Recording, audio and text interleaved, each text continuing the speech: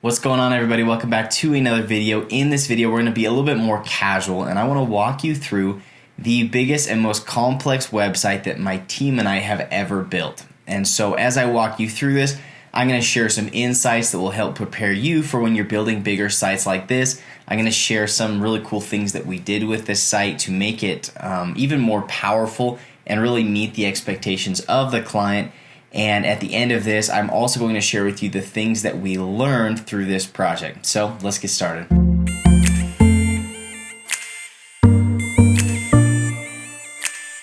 All right, so this is easyaccess.com. As you can see here, they are USA's #1 supplier of accessibility solutions. And so anytime you have any business that sells like in-home ramps, or even commercial ramps, elevators, lifts, anything like that that has to do with handicap accessibility, these are the guys that either make these products or they are the biggest supplier in one way or another. And so they're a really big company. They do a lot of cool stuff. And when they reached out to us, they had a pretty outdated website, but I think they were nervous about picking somebody to take over that site and then rebuild it because they were getting crazy amounts of traffic, anywhere from between 20 and 30,000 site visitors per month, and generating a lot from this traffic. And so when we were connected with them, which actually came through a referral, these were some of the big questions they had. They wanted to make sure that we were able to build a complex site that would meet really all the expectations that they already had and the criteria that their website already was fulfilling. But then also there were a lot of new things that they wanted to be able to accomplish with this site. And then aside from all that, they wanted to be able to successfully migrate and run an SEO and ad campaign that would push past their traffic plateau and start generating more business for them. So as you can see here, this new update site, we went with a really simplistic design because we want to make sure that not only is the website really accessible, but it's easy to navigate and it's not overwhelming. And so you can see one of the biggest focuses was up here on our Mega Nav because we want to give people a quick way to find the specific products or pieces of equipment that they're looking for. And so we have this broken down into different industries like residential, commercial, industrial, and recreational. And then within these you have different product types like ramps, lifts, accessories. And then within those you have subcategories. I'm going to show you here in a little bit how we set this up within the CMS. But as we scroll down further here on the homepage, we also gave them a quick way to navigate by outlining these industries again with images and then breaking down the different types within those industries. And then we have kind of these quick links that go directly to their most popular products within each industry. And I love we did a little bit of a hover effect so they could see both an image of like the live application and then also just a plain product image with a white background. And so down below this, we have a couple quick links to some really important tools that we're going to talk about here in a minute.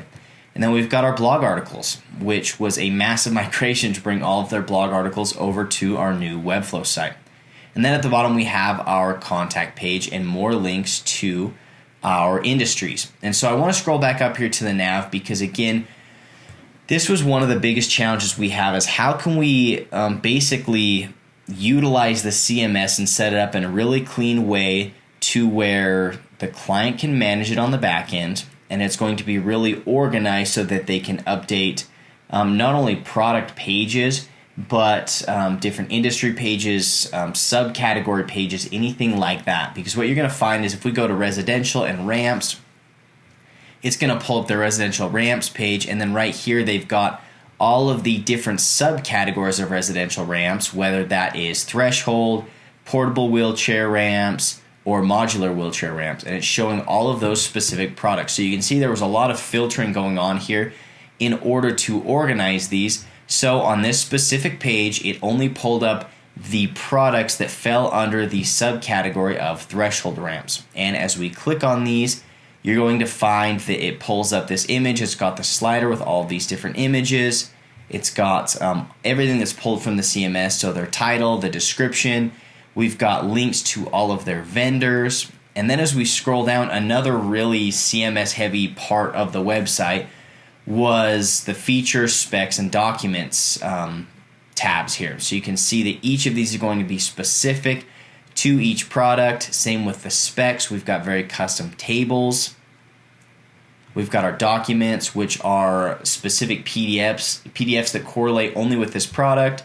Then we've got, of course, any videos and FAQs. So these are kind of the most important pages of the website, and the goal was to get people to these product pages, but also the goal is to generate a lot of traffic because Easy Access is the main supplier. We want to generate traffic that can find either a blog article or a landing page and then be directed to one of our vendors. And so what I want to do now is I want to flip over to our Webflow dashboard here, and I'm going to show you how we set things up within the CMS. And so I'm going to click on the CMS here, and you can see that we use CMS for a lot of different things, right? We've got our testimonials, we've got different images, we've got PDFs here, which you're going to find we've got 104 different product PDFs, which we have housed within the website. But I'm going to scroll down here to our main product list, and here you're going to find all of our different products. Now, if I click on one of these, you're going to see how we've organized this. And so essentially we've got our name, and then we've got a ton of different reference fields where we're referencing the category, the industry, and then we're pulling in different things like the specs tables, the external link references, and then we've got our images, hover image, all of the additional images that go in the slider, and then down here at the bottom we've got a couple different toggles which are going to specify which pieces of information we're going to use. So without getting too in-depth on this, the goal was to not overwhelm them within the CMS and give them like a million different fields to fill out, but also we want them to be able to basically come over here and say new main product. They plug in the name and then they just follow this step by step, and all the heavy lifting will be done for them. So once they plug in a product, let's just say it's a commercial product,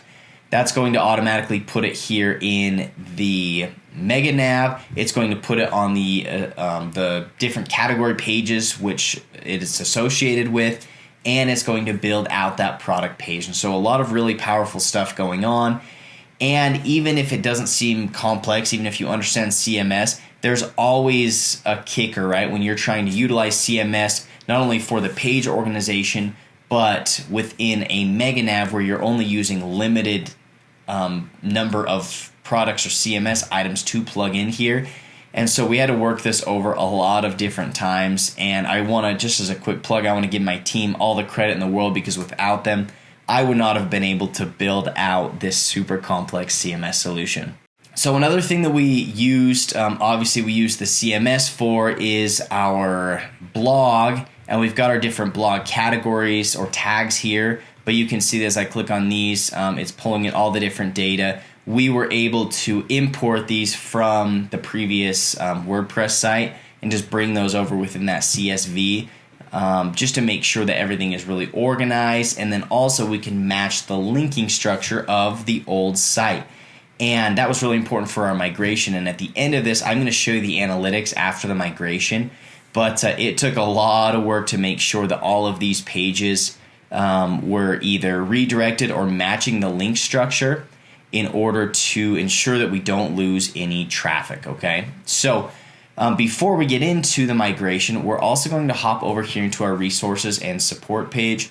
There are just a couple things that I want to share with you here. First is our product documents. This is where we're pulling in all of our different PDFs, and we've organized this, if it'll load here, we've organized this into brochures, instructions, technical specifications, and then you can click on these and it's going to go directly to a page that has an iframe for the PDF. Now, yes, we could have linked just to the Webflow asset link, but the reason we did these iframes is we wanted each of these to have their own unique link, so then we can manage these within our redirects of the Webflow site. And so what we've done is within here you can see that anything that was a PDF, let's see if we can find any of those.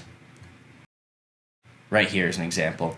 So what we had to do is take this link to the PDF, and we either had to redirect it to the home page or we had to redirect it to this specific page that had the iframe. And for whatever reason, Webflow doesn't allow you to redirect to those asset links. And so this was really important to maintain all of our index pages, because the last thing you want to do is have a website that has, 1,000 different pages, and when you launch the new version of the website, it only has 400, because Google is immediately going to wonder why you lost so many different indexed pages. And so this was really important to utilize these iframes and have the PDFs here on their own specific page link.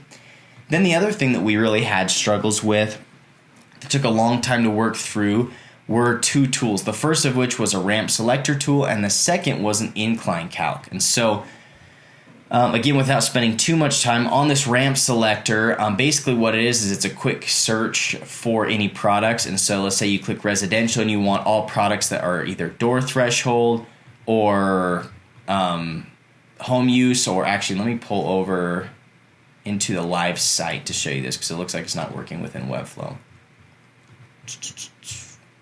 Cool. So as you click on these different filters, it's going to show you which products correlate with that filter. And we used FinSuite's filtering functionality, and it works awesome. And so this tool is really powerful for them to basically send this link to somebody and say, hey, if you're looking for a specific product really quickly, use our filtering system and you'll find exactly what you're looking for. You can go to that product page and you'll have everything that you need right there. And finally, the biggest tool, which we are still working on to make sure that it functions properly, is our incline calculator. And so the goal of this is a customer or potential customer can input the rise of their stairs or whatever it is, and it's going to give them the run length, and then it's going to show you which products fit that. And so you can see as I put in 12 inches, the run length is 12 feet, and it's going to show us that correlating product. And what we're doing is we're pulling from the CMS, and this is a custom coded tool, I should mention, but we're pulling the product ID from the CMS and using a specific filtering system. So when you click on this, it's going to take you right to that product. So that tool took a ton of time to get figured out, and again, a lot of credit to my team for everything that they did. But I invite you to kind of thumb through the rest of this site and check it out. We're still making a lot of improvements. You're going to notice that a lot of the design and style was really like bulky and bubbly. That and a combination of our accessibility plugin here really helps to make sure that people can read this easily.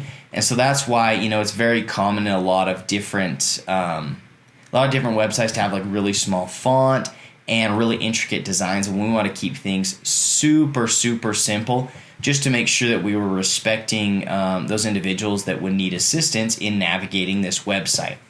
All right, so let's talk about the migration a little bit more now. The migration was really, really heavy, and it took a lot of work. While my design team was managing the redesign, my SEO team was basically finding all different indexed pages and preparing for any redirects that we would make, or advising the design team on the linking structure of the different pages that we were building out. And so if I come over here into the settings, and I already spent way too long scrolling through these, but you'll see the sheer amount of redirects that we had to set up. Now, a general rule of thumb is you don't want to redirect everything. Number one, because it's going to be a ton of work, and number two, Google doesn't want to see you redirecting every single page, and it's going to hurt your ranking. And so we did our best to do as few redirects as possible, but this still left us with a lot, which luckily it proved to not hurt our ranking at all. And in fact, it helped us. But you want to make sure if you are transitioning to Webflow from another service and they have a lot of pages or they're getting any traffic, you need to make sure that there are no broken links when you publish that new site. If there are broken links, people are going to find them, Google's going to find them, and it's going to hurt the overall ranking of your site. And so one thing that we like to do is just pull up a spreadsheet and write down all the different indexed pages. And then what we're going to do is we're going to determine whether or not it needs a redirect. And if so, we are going to have those redirects ready in that spreadsheet to plug in to our Webflow settings. Now, if you have more questions or you want to know exactly how to navigate through a site migration, we have a video which I'll link to right here, and then we also have a free checklist that you can download on my website that basically walks you through step by step how to successfully navigate a site migration, because this can be really, really heavy, and if not done with care, it can absolutely destroy your client's ranking. Luckily, I have an awesome SEO team that managed this properly, and you can see that over the last 90 days, we had a 67.5% increase in traffic. So not only do we not lose any traffic, but we had a massive surge of traffic, and this was because we did everything properly. There were no broken links. We optimized the pages that we needed to. We made sure that we were matching titles and metas, and there wasn't any lost content, and all of our H1s were set. And all of those things went into a successful site migration. And if you can do this, your clients are going to be thrilled, because usually their expectation is, oh, it's going to hurt our ranking when we switch. If you can prove to them that you can migrate their site to Webflow without losing any traffic, and possibly by gaining traffic, they're going to be much more willing to make that jump. And so that's the last thing that I would say about that is working with Easy Access was so great. Their team is fantastic. They were so much help, so encouraging. They gave us any help that we needed, and we really utilized them for their expertise because they know far more than us when it comes to their industry. So I just want to thank them, such awesome clients. And so now, to wrap this thing up, what I want to do is walk you through a couple of the biggest things that my team and I learned while building out this website. So the first thing that I learned is web design and digital marketing is all a relationship business. And I think too often we think that we can land a client, onboard them, get them signed up, set it, and forget it. And the fact of the matter is, if you do that, you're going to have just a handful of really grumpy clients that continually cancel. You're going to have to field calls from these grumpy clients, and you're going to have to own up to your lack of work and responsiveness. And so instead, you need to go into this with the mentality that these are long-term relationships that you're going to build. And my hope is that all of my clients love working with my team and I so much that they keep us around for the next 30 years. And that should be your goal too. The same goes for landing clients. You're not going to always land clients or hard close them on the first call. It's going to take time to build up a relationship until they trust you enough to sign with you. And so don't try to rush that process or put too much pressure, because it is absolutely a relationship business. The next thing that I would say that I already mentioned is make sure you bring your clients into the process. Don't try to do everything on your own, because you're not going to understand everything, and your clients have the expertise necessary to make sure that the project is a success. And so don't be afraid to bring them into the process and to express any issues or concerns you might be having, because they're going to be willing to help. And then they're not going to be as prone to be frustrated with you if they feel like this is a team process or a team project. And the final bit of advice that I would give you when it comes to building a huge site like this is it is always better to overcharge and then over-deliver than to undercharge and under-deliver. And I think too often we only think about price and what it takes to get the client to agree to work with us.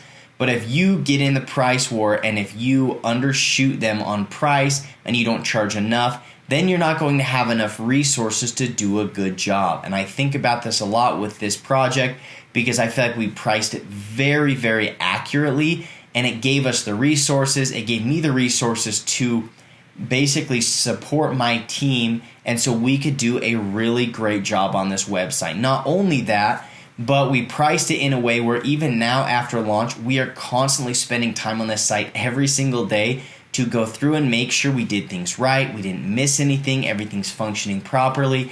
And I promise your clients are going to be grateful when you take that extra care. And so make sure that you're not undercharging, because then you're going to put yourself in a tough spot where you can't pay your people, you can't pay yourself. You're going to be desperate looking for the next client to pay you, and you're going to neglect your other website projects. And so price accordingly and be honest with your clients.